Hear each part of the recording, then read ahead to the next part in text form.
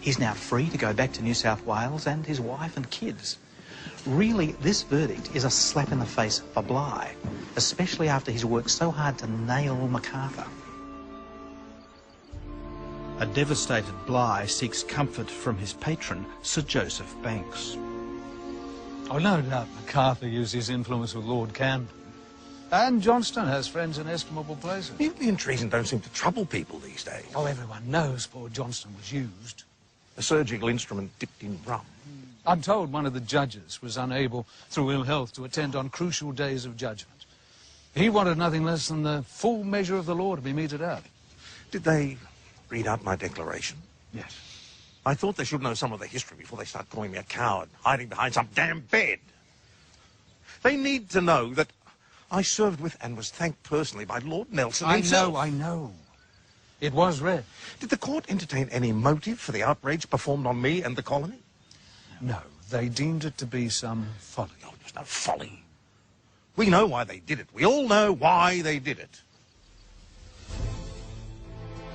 A few years later, Bligh dies, a bitter man, his reputation forever tarnished as a tyrant and the governor who hid under the bed.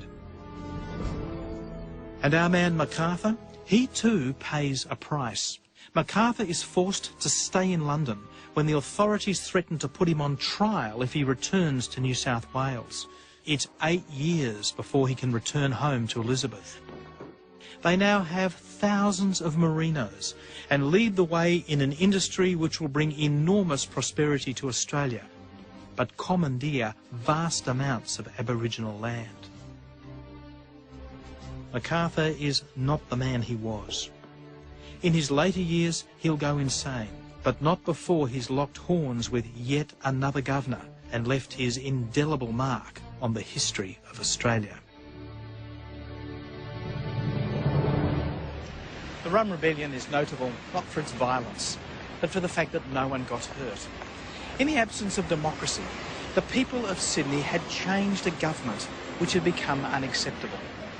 It didn't usher in a new world order, but it does show that many of the people had started to care about government, ambition and justice.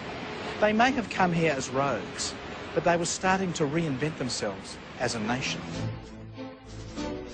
The man who would drive that process dramatically further was Bligh's successor, Governor Lachlan Macquarie.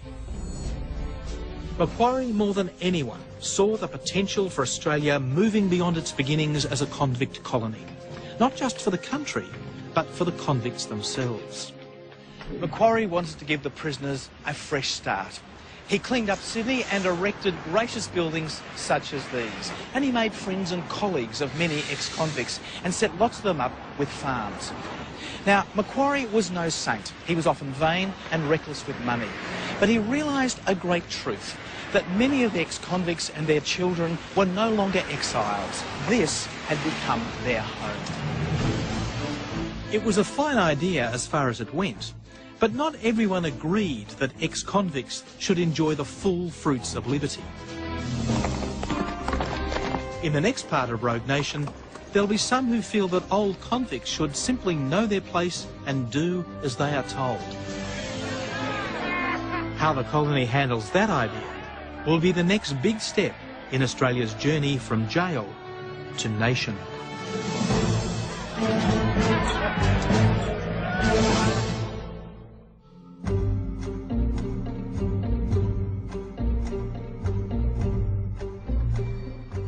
By the early 1800s in England, the glories of the Industrial Revolution are building the modern age. But millions of people are suffering lives of exploitation, poverty and ignorance. And reformers are demanding change. The Industrial Revolution is also bringing about a revolution in ideas about what it means to be human.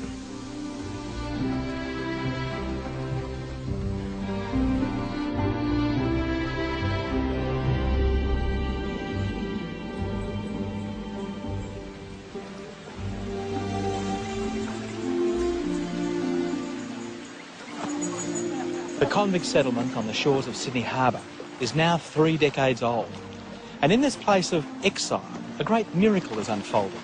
The children are growing up taller, stronger, and more sober than their convict mums and dads. These boys and their sisters will soon be calling themselves Australian. Native youths, generally fair, blue eyes, tall, and developing a distinctive accent. Bloody convicts! Seemingly free of the vices of their parents, but they do not seem to know their place. That bloke is Commissioner Big. Word has reached London that Governor Lachlan Macquarie has turned this prison into the convicts' land of opportunity, and Big's been sent here to investigate. The people who really impress him are the exclusives, a small group who've come here as free settlers or officers and done well. People like the MacArthurs. So, Mr. Rudd, this is your prize merino? Most welcome here, Mr. Big. You must treat our small farm as your home away from home. Oh, it's a fine place. Ah, well, quality merino, staring us in the face. And England shall never want for fine wool if we are given the resources here. Oh, this is good news. And nothing, this land, Mr. Big, from nothing. If left to that fool Macquarie, Papa. it would return to nothing. Perhaps we should go inside. Well, I suspect that Mr. Big is a man after my own heart. I believe I am, sir. And Macquarie has no respect for what we're doing here, the bloodlines that we've produced, nor the wealth that can be created for king and country if we are given more land and convict labour. Well, you're not the first to say so. I swear that man has given me gout. Mr. Big, would you like some lemonade? Thank you so much. You've seen the ships arriving, sir. 10 filled with convicts in the past few months. And we don't see them. Now, Macquarie gets them for his government labour. Oh, the boy's right. Go this way, Mr. Big. Well, don't tell me an ex-convict can sit on a jury. They're not impartial. How can they be? They will want to bring respectable people down to their level. That is the convict's way. Lemonade, sir? Oh, thank you. Father feels the convicts have been less respectful under Governor Macquarie. Well, they're demanding their rights. What rights? Rights! This colony needs an aristocracy, just to keep it stable. Men of capital. There is a dangerous democratic feeling taking root here. Nip it in the bud. Oh, now, has that letter gone out to Wentworth? Yes, Papa. Yes, private matter, a marriage proposal. Rejected. Unsuitable. Convict staying. No.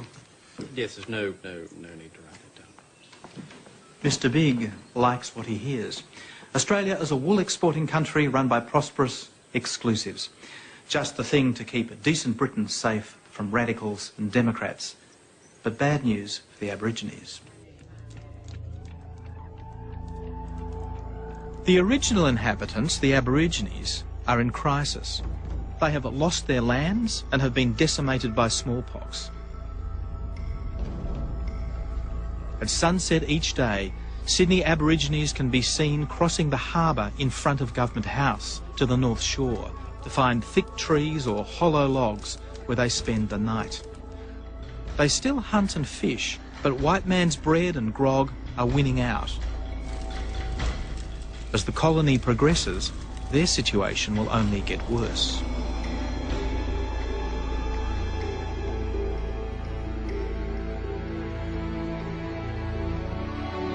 "10,000 miles away, on the other side of the world in London, the colonial-born son of a convict, W.C. Wentworth, is studying law. Somehow, Wentworth has also found time to write a major book. It's a travel guide for migrants. It's also a savage attack on imperial rule in New South Wales.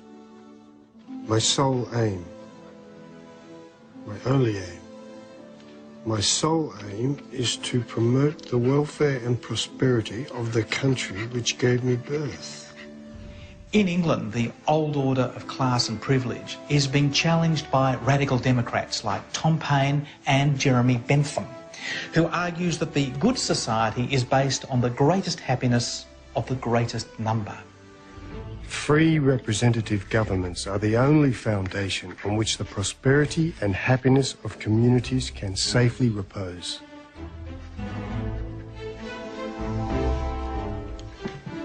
Wentworth is not really a Democrat, but he is the son of a convict, and he reckons that his lot should have the same rights as any freeborn Englishman. So he's a huge supporter of the current governor, Lachlan Macquarie. And Macquarie is proud of what he's achieving. 265 projects built by convicts, some even designed by a convict. He's confident that Big's report will be, he says, highly honourable to my character. But Big has no time for Macquarie's good works. He wants the words New South Wales to strike terror into the hearts of criminals back home. And he condemns Macquarie's public works program as absurd. And it doesn't end there. Now, Your Excellency, you have a notion to appoint one Mr. William Redfern to the bench of magistrates. I've given him my word. He will be appointed. The appointment will give great offence. The man is one of our finest surgeons. If you appoint him to the magistracy, it might well be annulled. Put this in your notebook, sir. Write. Write. You've come here to write, so write. As senior surgeon, Redfern initiated medical treatment for men on the convict gangs. His reports on our transport ships has transformed the way we do things here. He's worked tirelessly for the Aborigines Institution, the Benevolent Society. He's on the board of the bloody bank. He's a convict, which is why the Colonial Office would not appoint him chief surgeon despite your recommendations. He's done his time. A convict cannot become a magistrate. There is no place for such a man within the law. Damn your narrow mind, sir. May I suggest, Your Excellency, that we continue our discussion at another time, preferably in writing? Out there on those streets, there is industry and temperance. I have seen convicts rise to take their place alongside fellow citizens. And if you don't see any of that, sir, you really are a fool. Sir! In writing, Your Excellency, I think that will be best. Biggs's mostly negative report will be published by the time Macquarie returns home to England. He's devastated by its findings. Soon afterwards, he dies, a hero to his friends and supporters. To Governor Macquarie, who has raised to situations of the highest trust and dignity of many deserving persons who have been convicts. Wentworth knows what it is to be an outsider. His mother was a convict, and he's always wondered why his father, one of the wealthiest landowners, is shunned by Sydney society. He's about to find out.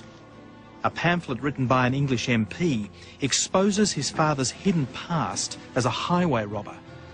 This on top of John MacArthur's letter rejecting Wentworth's offer of marriage to his daughter Elizabeth.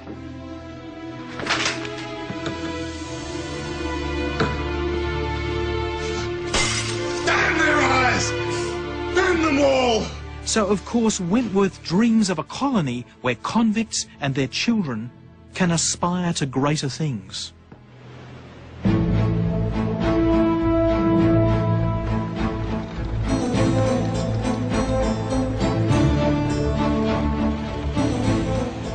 As Wentworth sails home, he and the MacArthurs are now in rival camps. The MacArthurs will lead the exclusives, who believe that those tainted with convict blood have no place in polite society. Back in Sydney, Wentworth issues a rallying cry to the emancipists, the ex-convicts and their children. He is on a crusade to win self-government for all whites in the colony and to make his own mark on history. I will create for myself a reputation which shall reflect splendour on all who are related to me, and remove the fangs of the MacArthurs from New South Wales. He's persuaded fellow barrister Robert Waddell to come back to Sydney, and together the pair have set up a newspaper named defiantly The Australian. After a year, Wentworth relinquishes his share. From now on, his battleground will be the courts.